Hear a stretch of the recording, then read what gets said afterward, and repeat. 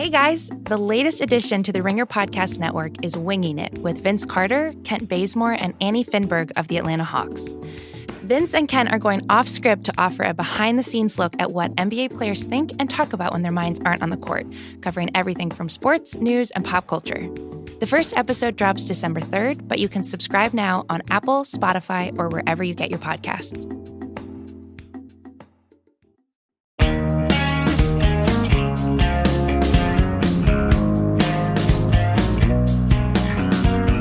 Welcome to the Ringer NBA show. This is the Corner 3. I'm Kevin O'Connor, and joining me here in Los Angeles, it's Ringer Associate Editor Danny Chau. It's a little damp out there.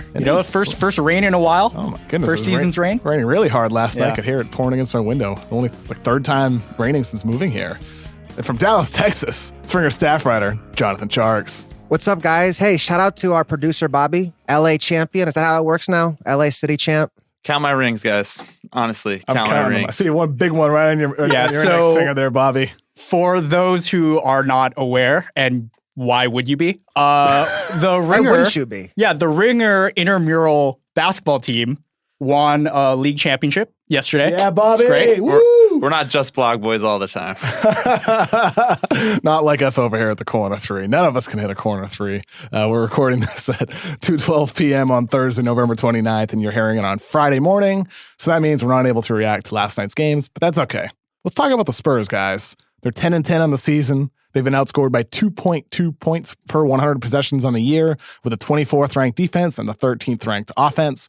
Gregg Popovich made some interesting comments regarding the NBA's three-point happy style earlier this week to Bulls.com's Sam Smith. Yeah, man, he's not a fan. So I'm just going to read some select quotes. So here's what he has to say. You've got to have downhill players. You've got to have players who can penetrate and kick. You've got to have players who can switch. And you've got to have big men who can play little guys. These days, there's such an emphasis on the three because it's proven to be analytically correct. I hate it. But I always have. I've hated the three for 20 years. There's no basketball anymore. There's no beauty in it. It's pretty boring.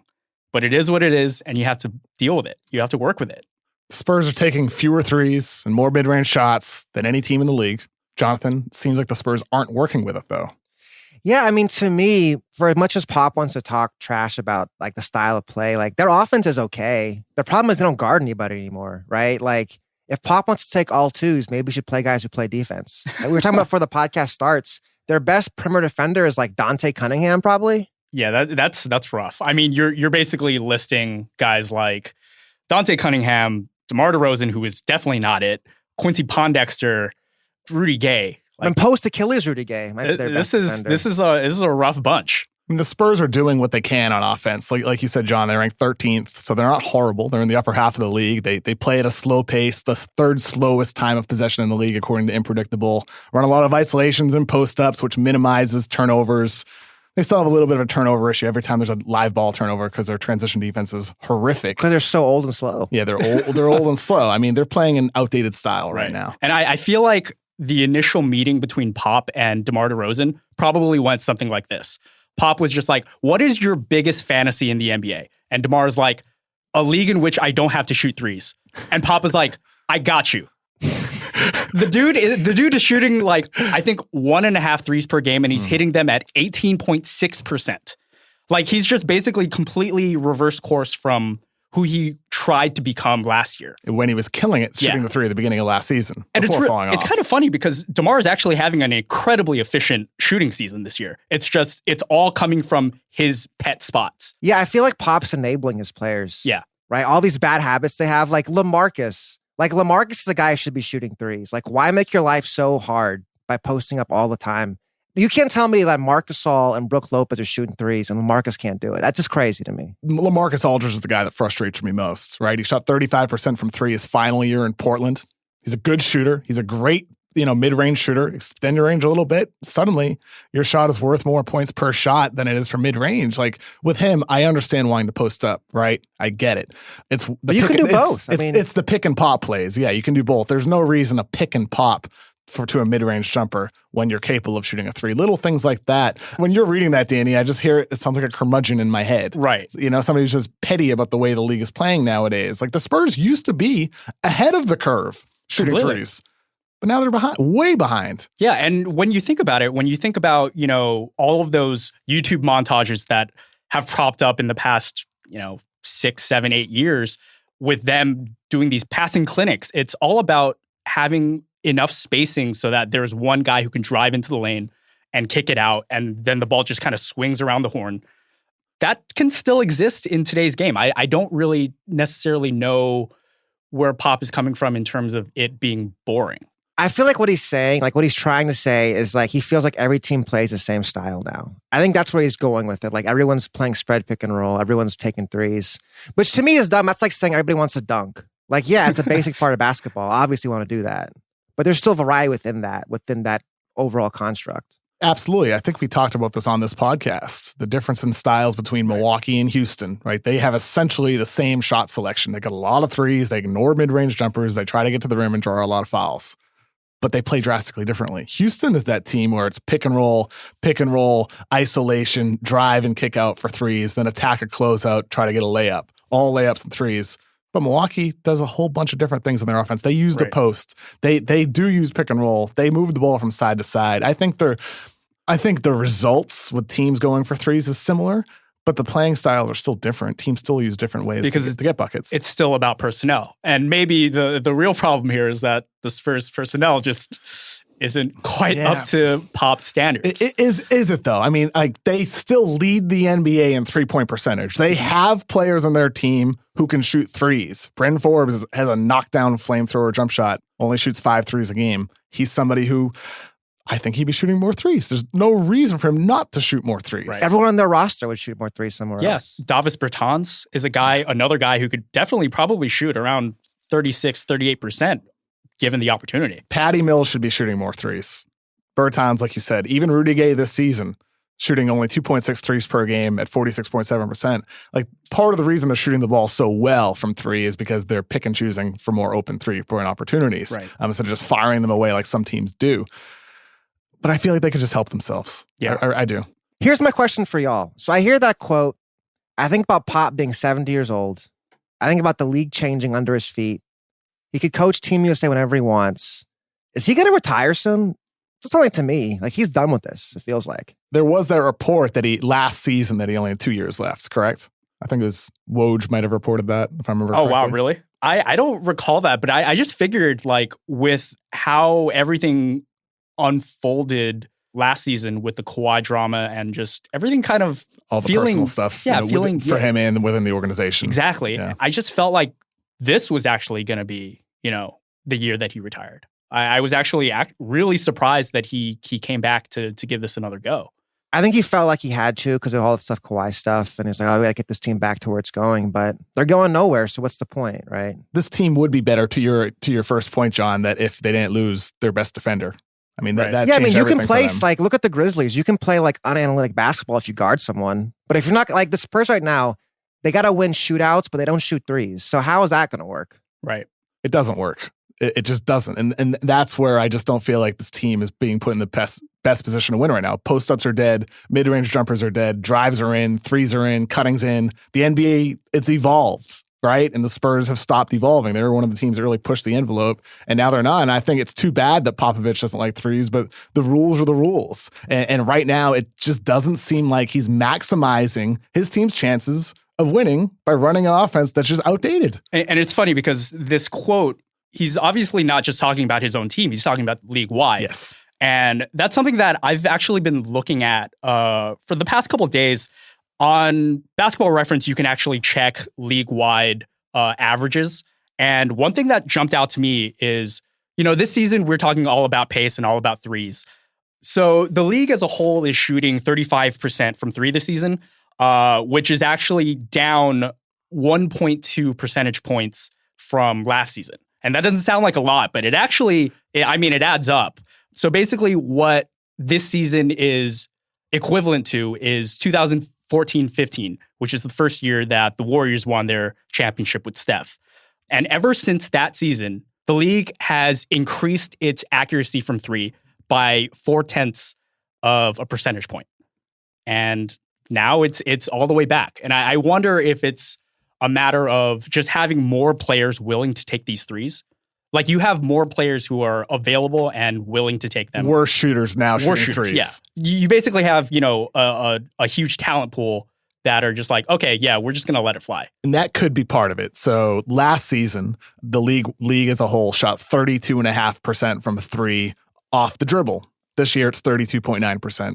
Subtle difference, slight increase though. What's different is the spot up 3-point shooting. Last season was 37.4% to 35.9% this season. It could be small sample size. You're totally at like 15,000 threes or whatever compared to 50,000, right?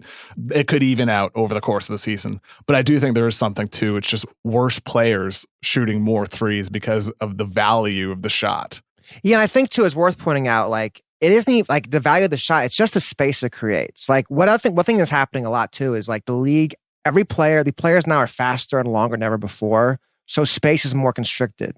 Taking shots from out there is valuable by stretching the defense out, even beyond the analytics of it. It's just the stretching, the space that it creates.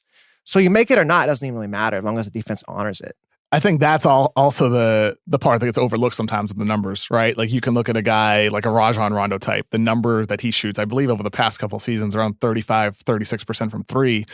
But that doesn't show everything. Teams don't necessarily respect his three. I think you need to be a guy, like you said, Tjarks, that does effectively space the floor because some guys still don't get defended, even if they shoot an okay percentage. They just don't earn that respect. That is funny how that works. I remember like watching Aaron Gordon like a year and a half ago when he first started shooting threes, and it was like it didn't even matter that he was making them because teams didn't care. It's almost like psychological for some of this with the defense. Even though the percentage did drop slightly so far this season, Danny, teams are still shooting more threes. Absolutely. That's something that's not stopping. It doesn't seem like it's going to stop anytime soon. And I think for Popovich's comments, I disagree with their style of play now. I don't think they're shooting enough threes. I think they're playing an archaic style by today's standards. Which, by the way, you want to talk about boring, man. The Spurs are not very fun to watch. I'll put it that way. Look in the mirror. They're boring. It's so funny because Popovich talks about all these things that you need to have in today's league to survive. Downhill players, guys who can penetrate and kick. That sounds great. Yeah. I don't know what's the problem here? Well, and that's the thing, right? Like, so they're playing this style and whatever. But to his points, if every team starts shooting over 40% of their shots from three, does that suddenly start getting a little bland? See, I don't think so. Like, I feel like if you look at the league right now, like the Western Conference, I think it made it more even, the games. Like the space that it creates. Like in the West right now, you have 14 teams who are at least around 500. I think that's better for the league, is it not? Yeah. There was a report about, how all the national broadcasts that have really done well in the ratings have all been either Lakers or Warriors games, with the exception of the first game of the regular season of Philly and Boston. But I'm pretty sure local broadcasts have risen quite a bit in ratings, just because all these teams are watchable. They're like compulsively watchable. And they make, the parity of the game this season has been, step in the right direction. It's fantastic. And I agree. I think we talked about this a couple weeks ago, but like if you remove Golden State from the equation, there's a lot of teams across the league where it's like, oh, if Golden State didn't exist, there's a lot of teams you could look at and be like, oh, they could win the championship this year. Right. They have a chance, right? I think the competition in the league is stronger right now. But I do wonder, though, if it gets to the point where if every team is playing like the Rockets, even like playing like the Bucks, if that does get a little bland. See, I don't know, because I wonder, it's like saying, oh, every team's trying to get like as many dunks as possible. Like it's just a feature of the game now. And I think within that, I don't know, like to me, it's just part of the game now. It's like saying every NFL team wants to pass the ball. Like obviously, why every team's passing the ball now? It's so boring. Like, right? Yeah. I don't know. Well, it's like a fundamental part of the game is passing. I'm saying shooting for basketball is the same thing. I mean, not until 3-point line was installed. I think that's Popovich's main point here. Yeah, and I mean it's the same thing that goes with the NFL right now. It used to be a running league, now it's a passing league.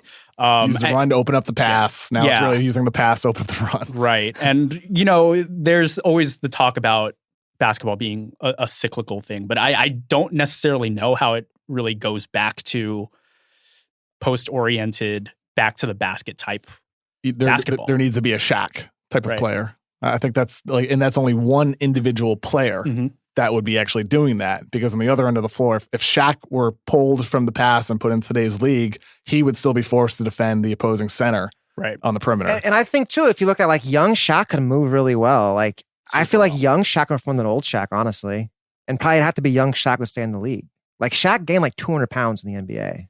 Like if he came in the league now, he'd probably have to keep his weight down. Yeah, and he gained that weight to like insulate himself from all those fouls because he was backing down. Yeah. But I'm pretty sure watch a bunch of guys wrestling in the paint. Yeah, and I think Shaq in the modern league would be a downhill player. He would be a face-up downhill player who would, try like, and... Yeah, have y'all seen those like YouTube highlights of like LSU Shaq? It's pretty incredible. Oh, yeah. Like how fast he was, man. That to me, and this is where like I tend to fall right here. The three-point shooting, I love it. I love the passing. I love the spacing. Seeing Shaq play downhill pick and roll with 4 shooters on the floor, amazing. Rolling down the floor with his ability to lob dunk. He'd be breaking rims every other night. Oh my goodness. That would be outstanding to watch. Yeah. And maybe we'll get a little taste of that with Zion, a different type of flavor, which is a big, explosive athlete who can dunk always and comes power back through to everybody. Zion. Always goes back to Zion. Yeah, always honestly. comes back to Zion. On Wednesday night, the Wolves beat the Spurs 128-89. Oh. And the Timberwolves, since trading Jimmy Butler, they have been outstanding. What happened to them, Tjarks? I mean, I think it's a bunch of different things. The biggest thing to me is like the team makes more sense now. Like they gave all Jimmy shots. They moved around to the rest of the team. They have more defensive players. They space the floor better. And then Karl Towns too is just playing with more energy. Like Cat's keeping that same energy now going forward. And that's the big thing. Their best players found himself again. Covington has really played a huge part in kind of reshaping what this team could look like.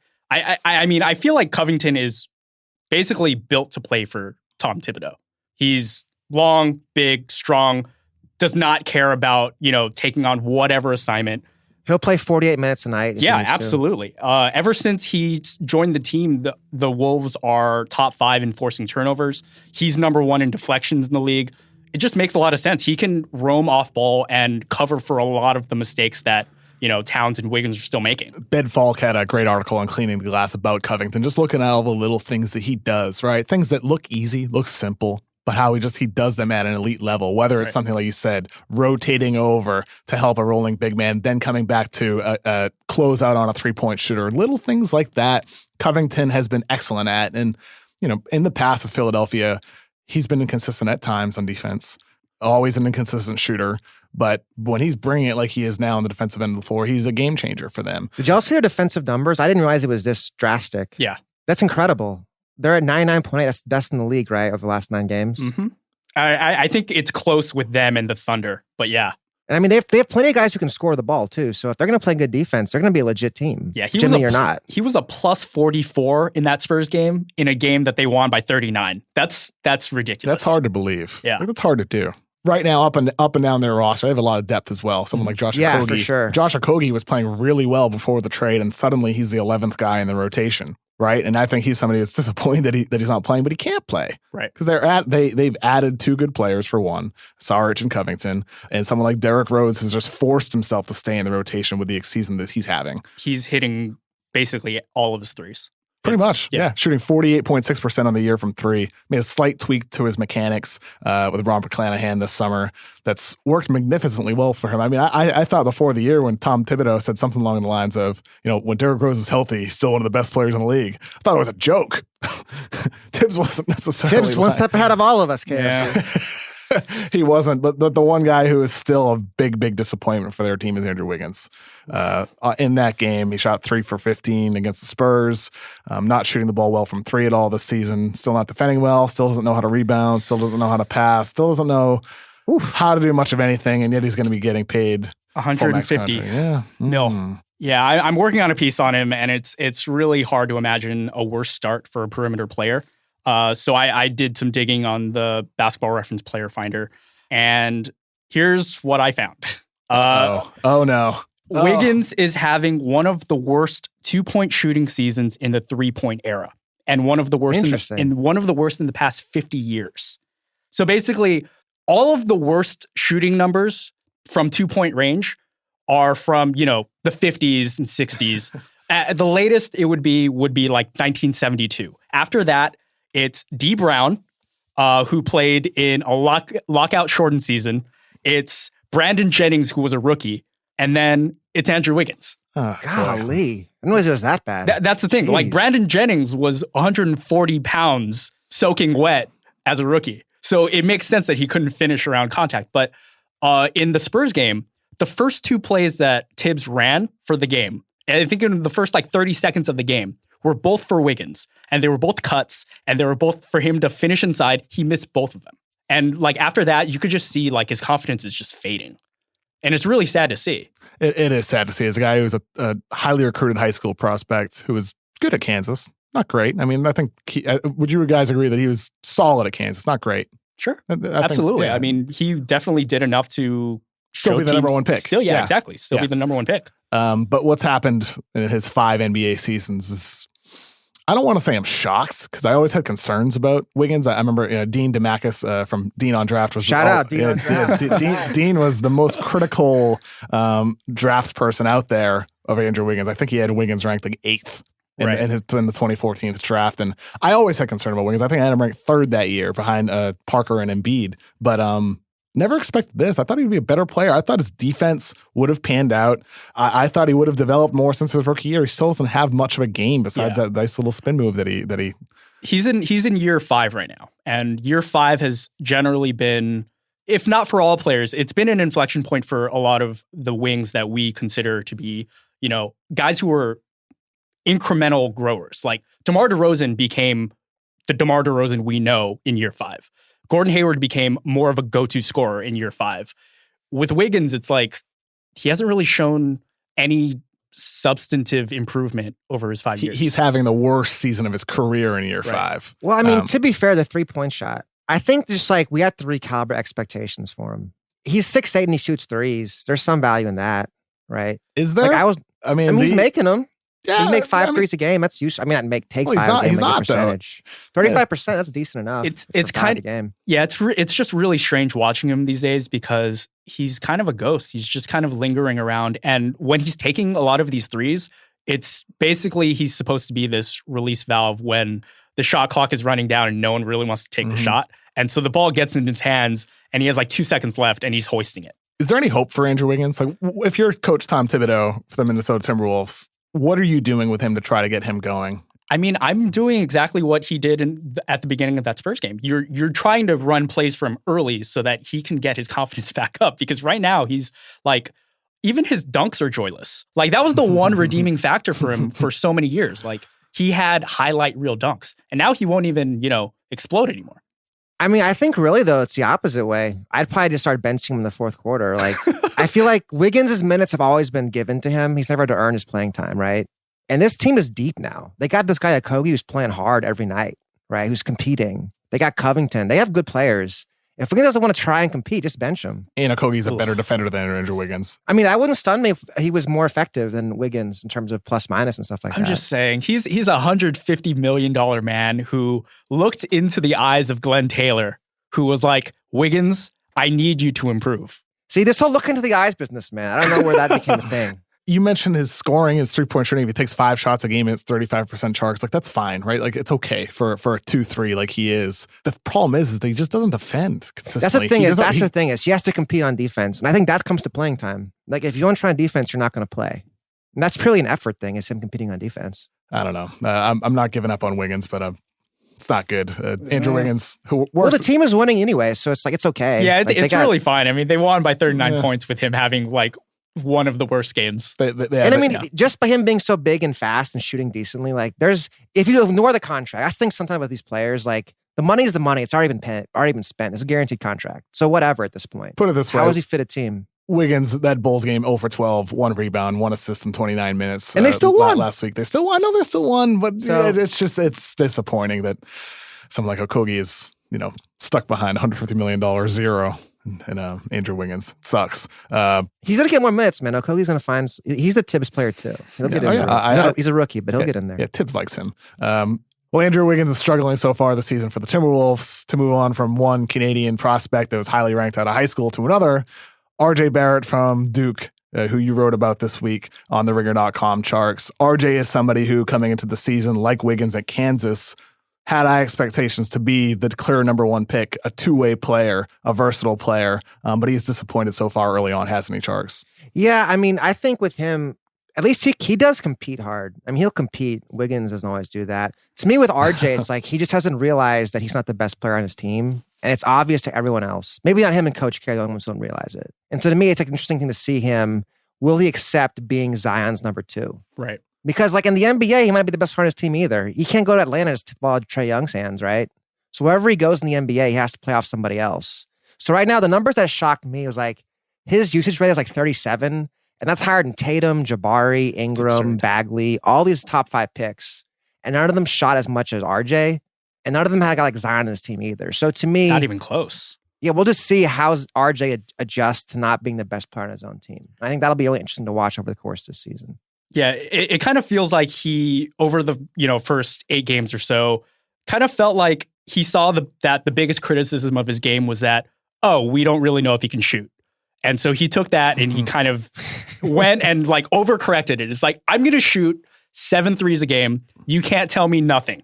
Yeah, I'm going to shoot every time I touch the ball almost. It's crazy to watch sometimes. Like Zion's moving the ball, then RJ, oh, forget it. It's going up. You mentioned how will he accept being the second guy. My question would be, does Coach K view him as the second guy? At the end of that Gonzaga game, RJ closed that game. Nobody else really touched the ball. I think Zion's last touch in that game was like 155 left in the second half. RJ dominated the ball at the end of the clock, did not pass the ball. 0-5. Those are some feeble-looking shots he was throwing up to. I think Hachimura blocked him like twice. It was not a good look for him. You know, like Jay Billis keeps comparing RJ Barrett to James Harden on the broadcast, and I don't see it at all. Like James Harden in college was a player who wasn't what he is today. James Harden's shot off the dribble wasn't as potent as it is now. He actually tried hard on defense in college. He was more of a slasher, but he was a much better finisher out there on the rim. Still a much more creative ball handler, better scorer, period. With RJ, I just don't see that at all. Is there a comp that comes to mind for you, Danny, based off his performance so far this season? Not necessarily the guy that we know he can be from USA play, but what you've seen from him so far. I mean, there's always going to be that comparison to Harden just because he's a lefty, ball dominant player. But the way he kind of barrels into the lane kind of reminds me of another Duke great. I don't know if great is overselling it, but Corey Maggette. Ooh, that's a deep cut. I like it. That's a real deep cut. I think with James Harden, it's like, I know a lot of people get annoyed by him drawing fouls at the rim, but it's kind of dance a little bit. Yeah. I like seeing him do it personally. It wasn't that way with Corey Maggette. Corey Maggette was much more of a bull, in the China shop, you know? No doubt about it. And, with RJ Barrett, like we mentioned, like Wiggins, disappointing a little bit, not meeting expectations, but RJ's a dog. Like that dude balls. Yeah, he can play hard, right? That's never going to be a question with him. Never will be. I would hope moving forward this season, RJ Barrett just takes off the blinders. Go back to passing the ball. Like he is a good passer. Yeah, and I think that's something that's in his DNA. And I think that it's going to be... Passing isn't his DNA. Yeah, I think it's going to be something that's a little bit easier for him to make that adjustment than a guy like Wiggins, who didn't really have that in his game. Who doesn't know how to do anything besides shoot from mid-range. Correct. And dunk. And so with Barrett, you're really just having him take off those blinders and kind of, it's a whole new world. Let's see some coaching from Coach K. I'd like to see. Maybe you could coach some of your players. Yeah, that would be great, right? Like, it really is annoying. I understand Duke never runs a lot of pick and roll, but from a scouting perspective, I would love to see Zion Williamson screen at the top of the key with RJ Barrett handling the ball and run some high pick and roll, baby, with RJ rumbling down the lane with Zion by his side. Lob dunks for days, open opportunities for RJ near the rim. And we don't really see that too much at all. Also, for the Harden comp, there's a Harden comp out there, but it's not RJ Barrett. That's a tease for the next segment.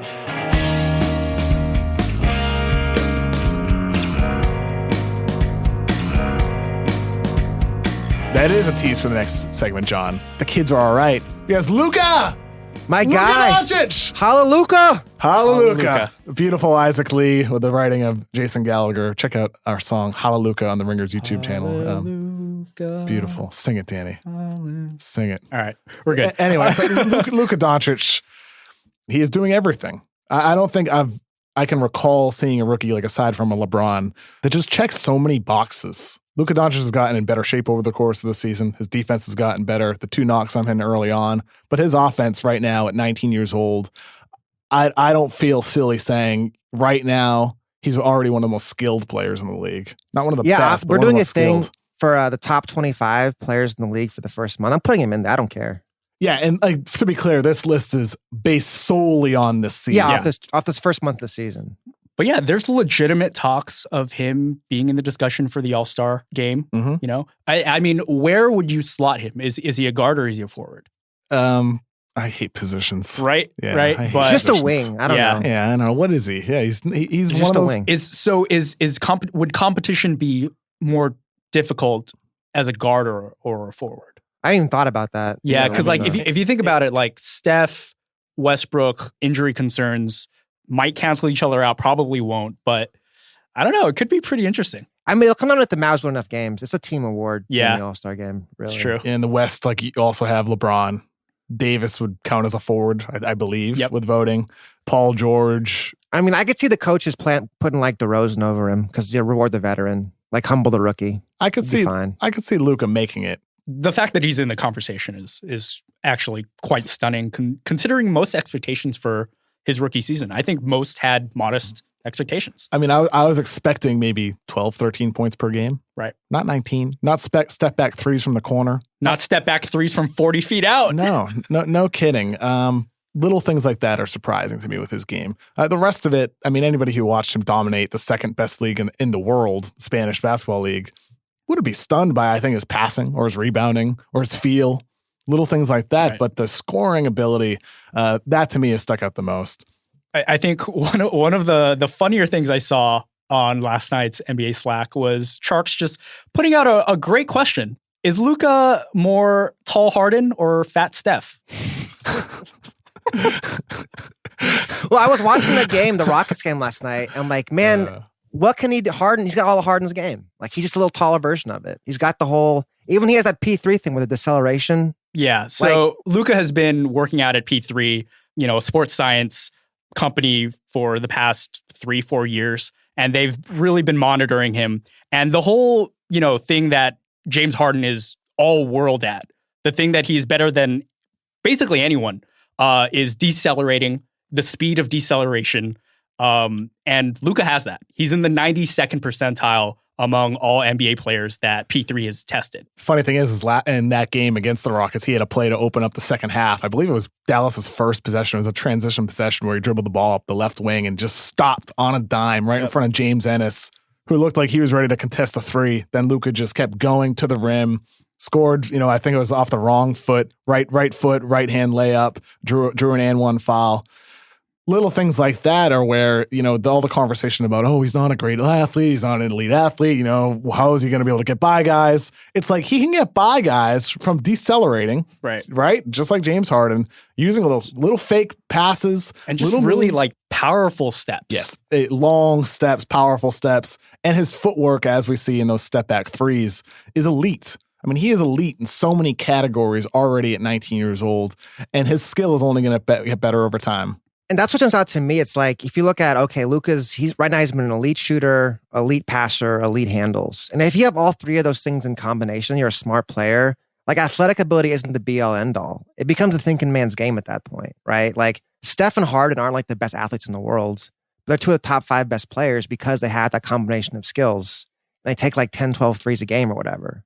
So to me, Luka's 6'8" and doing the same stuff. He's got that combination. They can score it, shoot it, and pass it. If you can do all three things, man, basketball's a pretty simple game at that point. So is he more tall Harden or fat Steph, though? I'm going with tall Harden, I think. Because we're going to get him in shape. We're getting him into shape. This is happening. Yeah, it's going to be a 4-year process. Cut out the junk food. Yeah, he's going to get in shape.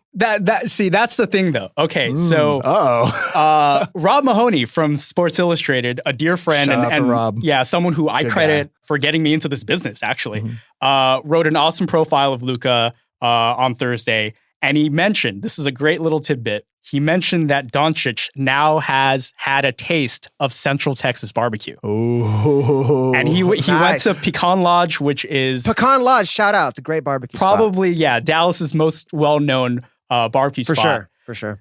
That could be the start of something beautiful, or it could be something, or it can be the start of something really dangerous. So we'll see. We'll see if it's not fat Steph. I won't completely bet against that. My first time ever having brisket was when I went down to Houston for the Rocket Story a couple seasons ago. First time ever having brisket in my KFC, life. you don't eat brisket in Boston? Are you kidding me? Look, man, I've had a lot of basic food in my life. Too much chowder, man. Golly. Brisket, fantastic. Luka should also, try some brisket as well. Yeah. Or don't. I mean, no, he should definitely live it up, and it's part of the culture. He's acculturating himself to. Yeah. And you Dallas look at life, Harden, man. Like Harden not exactly in great shape all the time. It's okay, whatever. To be fair, though, to that point, if James Harden were in elite shape, in elite conditioning, maybe his playoff performance wouldn't dip, and maybe they'd actually get to June. Oh. So are we going to be concerned about a rookie wall with Doncic? Well, that's something to watch for. Yeah, I think so. With his He did play like 80 games last year, right? It isn't like the rookie wall because the college played 40 games, so he's played 80 games before. Yeah, Luka's fantastic. He can do no wrong. To me, it's more about I wrote an article about this on Tuesday. It's more about where do the Mavs go from here, building around Luka. If you've got this tall James Harden, how do you make him the best possible version of himself? That's really the question now. We know Luka's awesome. It's about the rest of his guys around him. Right now, he's averaging 4.2 assists per game, Tjarks. I would love to see him handle the ball a little bit more. Is that possible with their current roster construct? That's the thing, man. That's really the question, is because you've got a lot of picking Dennis Smith at point guard. And then your bench, you've got Barrett and Harris, and they've been killing it all season. JJ Barrett's been outstanding. Wrecking. Mm-hmm. They've been wrecking fools. Even their plus minus, all the Mavs bench. So it's this tough spot where Luka makes everyone better, but the best version of Luka, you probably don't have Dennis Smith there, and the Mavs need Dennis Smith to be good at some point. So that's really the question for this team right now is, can Dennis become worth taking Luka off the ball? Does Dennis Smith become a trade asset, you think? Not right now. I mean, I think he could be eventually, but it's certainly not right now. So what's your approach moving forward if you're hired tonight as Dallas Mavericks general manager?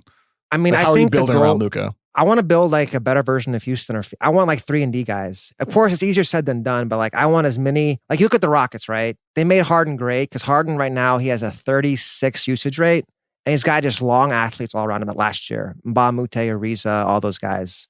I want as many guys as possible who can defend, and as many who can shoot threes as possible. I mean, that's basic stuff, but Luka's so great.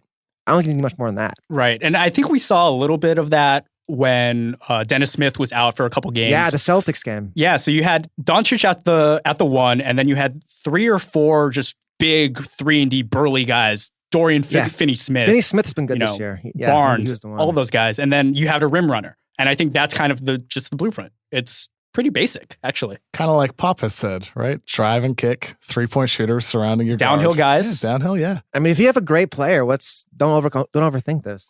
Don't overthink it. Let's throw an outlet pass for the weekend and look at a team that has had difficulties building around their superstar, and that's the New Orleans Pelicans. They have an insanely difficult schedule coming up this next month. And through the new year, the worst team they're going to be facing is the Miami Heat. They face them twice. Over this next month, they have a back-to-back against the Hornets and the Clippers, a back-to-back on the road against the Pistons and the Celtics. How many are in the dreaded Smoothie King Center? That fearsome home environment. That's a real question. Well, they do have a road trip against the Bucks, the Lakers, Kings, and Mavericks. And they do have a handful of home games against your Dallas Mavericks, Tjarks, against Oklahoma City, twice against Dallas, I believe. Later in the month against Houston. Maybe maybe Houston is fixed by then. I think this next month for the Pelicans, it could get rough for them. I do. Right now, they're 11-11 on the season. They've sputtered as of late, lost 4 of their last 5, beat Washington on Wednesday night. They don't have a point guard. They don't have a point guard. That to me is the underlying issue of this whole team right now. We've pretty much established after last year that Jrue Holiday has a perfect role on this team, and it's not kind of babysitting. No. Pretty much. No. Jrue Holiday is at his best off the ball, attacking, slashing, with secondary playmaking, not the primary guy, because that adds another additional responsibility for him on the offensive end, which I think also could hurt his defense because of the amount of effort and responsibility that he has. I mean, yeah, losing Elfrid Payton shouldn't affect the team as much as it's affected New Orleans. That's really what it comes back to me. Elfrid had a bounce. He was having a bounce back year, I guess, but come on. Is there any update on him? Is he broke his finger. He's out till at least till January, I think. I believe so. If I remember correctly, he's out through the rest of the month. Yeah, and that's rough because the Pelicans through the rest of 2018, I think they have 17 games and 10 of them are on the road. And they are 2-9 on the road. Mm-hmm. They're not good. This might sound bleak, but the Pelicans started Tim Frazier last night. And I think that kind of helped the team a lot. Tim Frazier at point guard pushed Jrue back to the 2. Because they play so fast, they got to have point guards out there. And all their guards aren't points, right? They got Ian Clark, Frank Jackson. So even just a guy like Frazier, like a replaceable point guard, could make them a better team. Hey man, I think that's what you got to go for. 2 years ago, Tim Frazier logged a triple-double. So, let's Tim Frazier. I love Tim Frazier. Former D-League MVP before the NBA renamed the D-League to the G-League. Because that's the thing to me is you've got Drew Holiday, you got Etwan Moore, Nick Mirotic, Davis, Randall. You've got a good team. If you just have a guy give you average point guard play, you'll be okay. And can he give that? I don't know. I don't know about that's that. The thing. From Tim Frazier. We've seen him for 4 or 5 years now, and I haven't seen much average play from Tim Frazier. I've seen a lot of below average to poor play from Tim Frazier. I mean, he's better than Ian Clark and Frank Jackson, probably. Maybe he's definitely a better caretaker. I think the past couple years he's been backing up Wall, right? Yeah, and the year before he was with New Orleans, like you mentioned. Yeah, I mean, I think they still have a lot of talent. I'm not giving up on them yet, but this will be an interesting stretch for sure. Yeah, I mean, I think with New Orleans, they're in a spot now where if this month goes sour, you're about a month away from the trade deadline. Look, Pelicans are not trading Anthony Davis this year. It's just not happening. Like, it's just not. But I think that conversation would start if this month goes really poorly for them, where it's like, what do you do? The conversation's going to start because I think that their front office, from what I've heard, they are unwilling to put future picks on the table. I've heard that goes back about a year now, that they're just not willing to put future draft picks on the table. They're willing to deal this year's pick, but not future picks. We saw that with the Jimmy Butler discussion. They were willing to offer this year's, but they weren't able to put a 2022 pick on the table. I think that shows to me that the front office and ownership at least has an awareness of a potential future without AD on it, which is smart. You have to think long term because. But couldn't they protect those picks? Like, what about like a top 10 protection or something? I don't know. That would protect you for Davis losing. Absolutely. I mean, kind of similar to what Cleveland did a couple years back in the Korver trade with a top 10 protection. And, David Griffin, I remember he said it Sloan at the time. He's like, we put those protections on there in the event LeBron leaves, in the event Kyrie leaves, in the event Kevin Love's gone. I mean, with players of that magnitude, you always have to have contingency plans, and you always have to be aware of that. It's a no-brainer. I think they should probably dangle those first-round picks. If I don't know. I'm not sure it's worth it, though. I think that still hinders your future flexibility, though. I mean, I know you have to do everything you can to keep AD, but if you feel like it's just not going to happen, if you feel like it's like come June he's going to demand a trade and you're going to have to agree to something either on draft night or first week of free agency, maybe you're better off just retaining your flexibility instead of getting those future picks wrapped up with top 10 protections. I respect that because I feel like if I was New Orleans, I'd say realistically, if AD leaves, we're all getting fired and we're going to move him to Seattle anyways. So let's just say heck with it and go for it now. So I respect them for not doing that. Well, that's where I think the call would come from ownership in that case, where less so than the front office with Del. And who's even owning the team now, right? Because Benson died. It's all in the air right now, it seems like, over there. They're in a rough spot. Game of the weekend, though, is the Denver Nuggets versus the Portland Trailblazers on Friday night. Yeah, I think these are two teams who've they've gotten good press all year. They've been top of the West. But at the same time, they're only like one game out of eighth place. These are two teams that have got to make the playoffs this year. They got young star in their prime, all-stars. And I think this is a big game for both of them to kind of establish themselves as one of the top 4 teams in the West and not being one of the teams that's fighting for a playoff spot at the end of the season. Yeah, and I feel like they've been pretty much inextricably linked over the past 2 years just because since the trade. Yeah, since the trade. The weird thing about the Blazers season is that, for me, just looking at the numbers with Lillard, before his 10 for 15 from 3 explosion on Wednesday, he was actually shooting pretty poorly from 3. He was only shooting 33.5 before the 10 for 15 performance, which boosted him up about 36.5% right now. It's ridiculous. But yeah, I guess it's still early. I mean, the Blazers are just kind of built for this. They're built for the regular season. They're built to, capitalize on just how good Damian Lillard can be on a night-to-night basis. Yeah, and you've got a fun clash of styles, too, with like Jokic in the pick and roll against Dame and CJ. And that's what I was thinking with Jokic, like against a guard who can shoot threes, what's he going to do? Can they get him in space? That'll be an interesting kind of bigger picture look for both these teams. And obviously with Denver's defense after their ferocious start on that end of the floor, it has declined recently. They all knew it would happen. Of course, yeah. I'm pretty sure internally they did as well. And, Jokic, he's still not a great defender, but I think he's been better overall this season, at least positionally. And he still rebounds the hell out of the ball, which is always an overlooked aspect of defense because it's the very end of the defensive possession. It punctuates the possession. It's over. Now you have the ball. I'm looking forward to that game on Friday night. But that's all we have time for today, guys. Danny, John, looking forward to next Friday. Absolutely. Yeah, as always. And thank you for listening to The Corner 3. Please give us a 5-star rating on iTunes. Tell your friends and family about the show. You'd make us super, super happy if you do. Special shout out to Bobby Wagner, Ringer basketball LA champion. Yeah, go Bobby, for producing this podcast. And thank you to my good friend Elon for listening to the show. We'll be back again next Friday. Peace.